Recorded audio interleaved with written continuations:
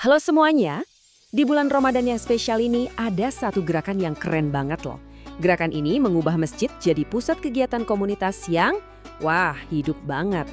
Yuk kita kupas tuntas apa sih sebenarnya roadshow Masjid Ramadan ini? Oke, pertama-tama coba lihat angkanya, 22. Bukan cuma satu atau dua masjid ya, tapi kali 22 masjid. Ini benar-benar roadshow besar-besaran. Ini nunjukin kalau komitmennya itu nggak main-main buat menjangkau masyarakat seluas mungkin. Nah, mungkin di benak kita langsung kepikiran, paling cuma acara bukber atau bazar biasa kan? Eits, tunggu dulu. Ternyata ini jauh lebih dalam dari itu. Ini tuh sebuah program yang udah disusun rapi banget. Dan ini dia kuncinya. Program ini bukan cuma sekumpulan acara acak, tapi benar-benar dibangun di atas 3 pilar utama. 3 pilar ini saling dukung, saling ngisi, buat memberdayakan semuanya yang ada di sekitar masjid. Penasaran? Yuk kita lihat satu-satu pilarnya. Oke, pilar yang pertama. Ini nih, bisa dibilang jantungnya dari semua kegiatan ini, yaitu untuk masyarakat. Tujuannya simple tapi penting banget, ngasih manfaat langsung yang benar-benar bisa dirasain sama semua warga sekitar.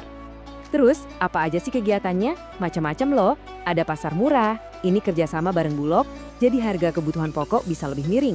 Terus, ada juga cek kesehatan gratis plus edukasinya. Nah, biar makin seru, pastinya ada lomba-lomba dan perayaan buat warga. Dan puncaknya, ditutup dengan momen yang paling ditunggu-tunggu, buka puasa bareng. Lanjut ke pilar kedua. Nah, yang ini juga nggak kalah keren karena fokusnya ke pemberdayaan ekonomi. Jadi program ini tuh jeli banget ngelihat potensi para pelaku UKM alias usaha kecil dan menengah yang ada di sekitar masjid.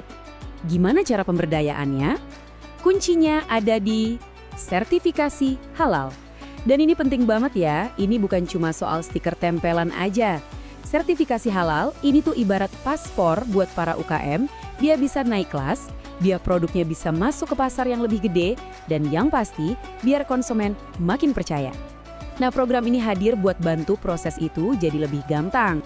Prosesnya dibikin gampang banget kok, jadi para pelaku UKM ini tinggal datang dan daftar aja ke panitia masjid.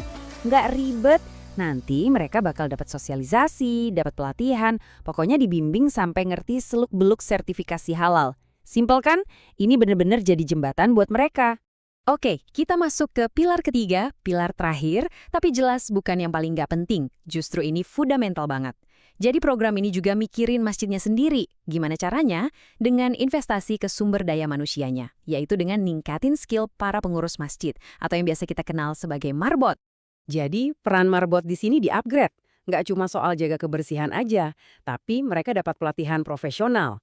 Coba deh lihat, pelatihannya itu mencakup manajemen keuangan, logistik biar pintar ngatur barang donasi atau barang buat pasar murah, sampai ke cara mengkoordinasikan program sosial kayak zakat.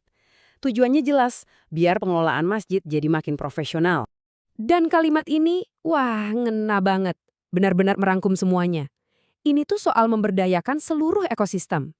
Jadi masyarakatnya dapat manfaat, usahanya makin maju, dan masjidnya sendiri jadi makin berdaya. Ketiganya ini saling kait-mengait, saling nguatin, dan akhirnya ngebentuk sebuah siklus positif yang dampaknya, wow, luar biasa. Oke, kita udah tahu nih apa aja isi programnya. Keren banget kan? Tapi mungkin sekarang Anda bertanya-tanya, tunggu dulu, gimana caranya semua kegiatan sebanyak itu yang beda-beda banget bisa jalan bareng dalam satu hari? Kok bisa? Pertanyaan yang bagus banget. Jawabannya ada di jadwal yang udah dirancang dengan super rapi. Yuk, kita intip gimana sih alur kegiatan seharian penuh di roadshow ini? Nah, begini alurnya. Pagi-pagi dari jam 9 sampai jam 12 itu waktunya buat para pelaku UKM. Mereka dapat ilmu soal sertifikasi halal. Terus, abis zuhur, giliran warga dan pengurus masjid yang dapat asupan. Ada edukasi kesehatan sama pelatihan keuangan.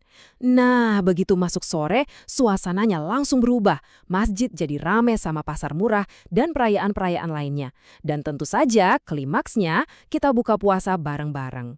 Kebayang kan serunya? Jadi kalau kita tarik benang merahnya, ini tuh lebih dari sekedar event Ramadan biasa. Ini adalah sebuah model, sebuah cetak biru yang bisa banget dicontoh. Model tentang gimana caranya masjid bisa kembali jadi pusat pengembangan komunitas yang lengkap. Sosialnya dapat, ekonominya jalan, spiritualnya juga kuat. Nah, ini ninggalin kita dengan satu pertanyaan yang dalam banget buat direnungin.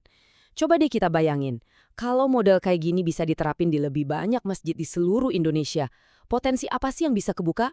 Ketika masjid benar-benar jadi jantungnya komunitas, pusat ekonomi, sekaligus pusat kepedulian.